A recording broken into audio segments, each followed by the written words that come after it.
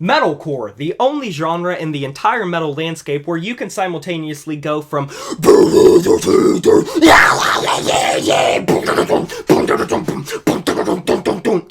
my girlfriend just left me and I'm slitting my wrist. Honest to God, that may go down as one of my best intros. You know who it is? Welcome back to A Rough Guide. I'm your host Alex, and today we're going to be diving into my personal favorite genre, Metalcore. A clusterfuck of a genre that is always hard to categorize or define because, dare I say, and maybe I'm playing devil's advocate here, I think sometimes it's very difficult to box it into anything because you can have things on so many different sides of the spectrum that all classify under the same metalcore umbrella, and for a lot of people that can make it hard to know what classifies as metalcore and what to look for. It has consistently been one of the more commercially viable metal subgenres, period. It is a combination of extreme metal and hardcore punk, taking the heavy, aggressive visceralness of hardcore punk, the moshing, the breakdowns, the vocals, as well as the anti-establishment and anti-authoritarian sort of lyricism, and turning that into a more metal-centric style, more metallic, and less centered around the beatdownness of hardcore punk,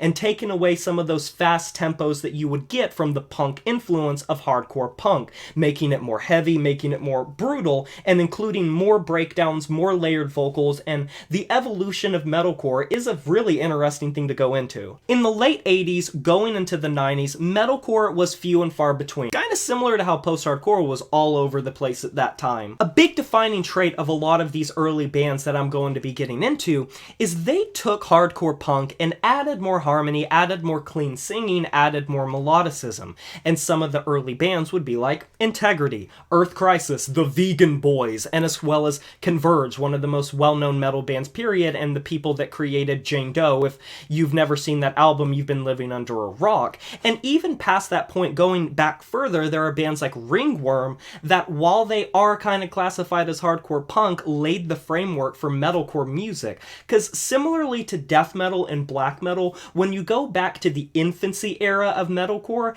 it's sometimes hard to differentiate what metalcore was compared to just simple hardcore punk music, because it was still finding its roots, and the hallmarks that would later become expectations for metalcore and tick those boxes off weren't really fully fleshed out yet. And then you also have bands like Botch and the Dillinger Escape Plan who fit into the mathcore subgenre, which were more technical, were a little bit more over the top, and took things in a more frazzled out direction. It wasn't until the 2000s, though, that metalcore hit its stride in an extremely noticeable way, and this was also around the time that bands like Converge and bands like Earth Crisis were also fleshing out the metalcore style more and taking that hardcore punk style, taking it into the 2000s and revolutionizing the style. And the 2000s in many ways was dominated by metalcore music and nu metal and alternative metal. But while those genres were a lot more accessible, a lot more on the nose, and easier to digest, metalcore music was finding its way into the mainstream in an extremely serious way, with so many of the bands that were becoming more popular and household names gaining massive numbers, massive acclaim, millions of views, tens of thousands, hundreds of thousands of album sales and single sales when you look at Shadows Fall and Killswitch Engage and As I Lay Dying. And metalcore started to become this tour de force of hardcore punk and the moshiness of it being infused with so many of these melodic choruses, catchy riffs, double bass drumming. Some bands, though, they were a lot more harmonious than others because you did have another side of metalcore music. And those are the people that took the beatdown hardcore side of hardcore punk and pretty much made that metalcore music, and it's still classified. Look at a band like Bleeding Through, making tough hardcore music with guys in cargo shorts and tank tops screaming their brains out with all this disharmonious instrumentation and discordance in the mix. So edgy, so noisy, so distorted. Oftentimes these bands, much like Earth Crisis were more chunky, more bassy. They were heavier. They weren't really playing around with the clean singing that much or making their mixes super sanitized or well produced. They had more of a buzzsaw to it. They had more of a rawness to it. And in many people's eyes, more of a realness to it. They weren't nearly as commercially viable, and they were sticking to a lot of the most important factors to hardcore punk and punk music, lyrically and messaging-wise, tackling things like politicalism with like the anti-authoritarianism, like I said, a lot of them being like anarchists or socialists, and also veganism, human rights issues. You were seeing more of that sort of bleed into the fold, as opposed to the bands like Killswitch Engage and As I Lay Dying and the ones that I mentioned, tackling more humanistic songs and things that you would see lyrically in other genres and more popular genres, making more relatable lyrics and making more relatable music that more people could resonate with, that weren't just tackling those really severe issues, with many of those songs being things you didn't really have to think that hard on. But the 2000s was also a time of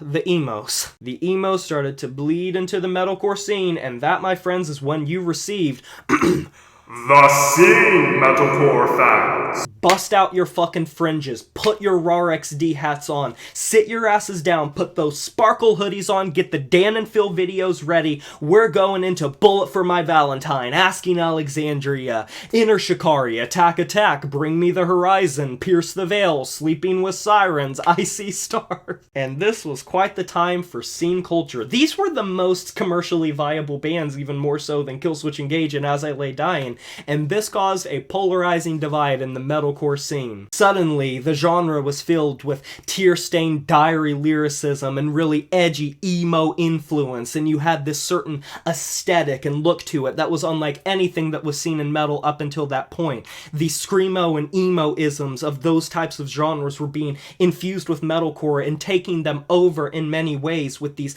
hyper-melodic vocalists that were screaming their brains out, soaring choruses, hyper-melodic riffs, and the inclusion of electronics into metalcore music, which would later lead to electronicore, which I also did a rough guide on that if you want to go check that out. Bringing EDM influence and synth and even dubstep into the fold of metalcore music. And suddenly you had literally 3 different types of metalcore fans, and this is why the genre became so difficult to ascertain. Because unlike black metal or death metal, when you look at like technical death metal or melodic death metal or technical black metal or black gaze, you can still identify those genres are black metal and death metal. Metalcore subsections were so diametrically opposed to one another and so astronomically different that it became difficult to really figure out what fit into what label and what little box, and how the fuck it still was contained within the umbrella of metalcore music. You had the tough beatdown crowd-killing mosh-friendly hardcore punk kids, you had the hyper-melodic edgy emo scene mall hot topic kids,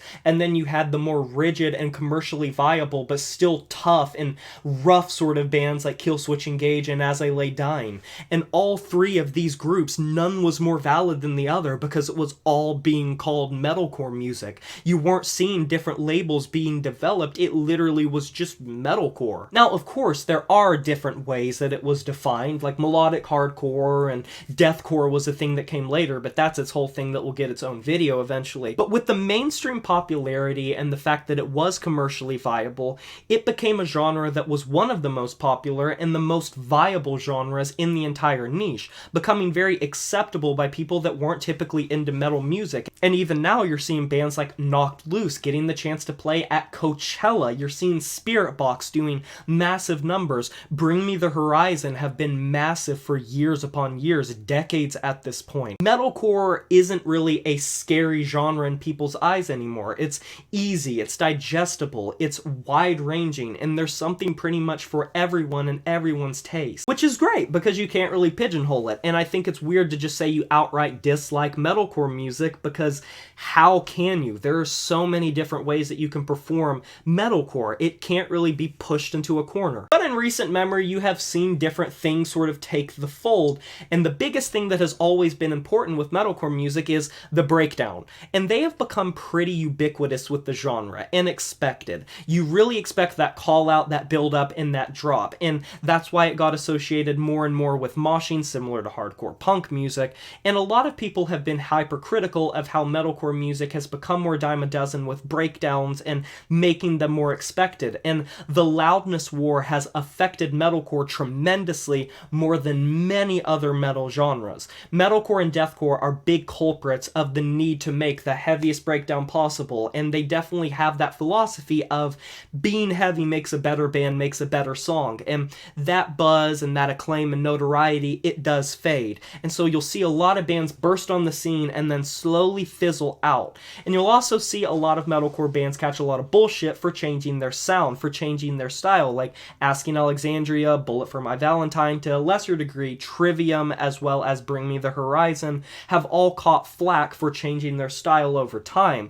And there are still a lot of bands that live up to the old hardcore punk isms. You look at a band like Beartooth. And then there's a whole other side of metalcore music, that being the progressive metalcore / gent side of things, being bands like Village Harta, Born of Osiris, Veil of Maya, Era, Invent Animate. All of those bands would fit under that label. And these are the hyper-technical, sort of futuristic sounding bands with like Galaxy Brain meme sort of album covers. They're a lot more technological, they're a lot more engineered and finely woven. They usually aren't that raw, and they pride themselves on being extreme with their time signatures, with the way they play, and it's a very signature style if you listen to any of those bands. So what you're left with is a genre that has been molded in so many directions that it has become probably the most important advent of the 90s and 2000s for metal, because it didn't just lead to like one or two genres. It influenced so many genres, all while having a shit ton of micro things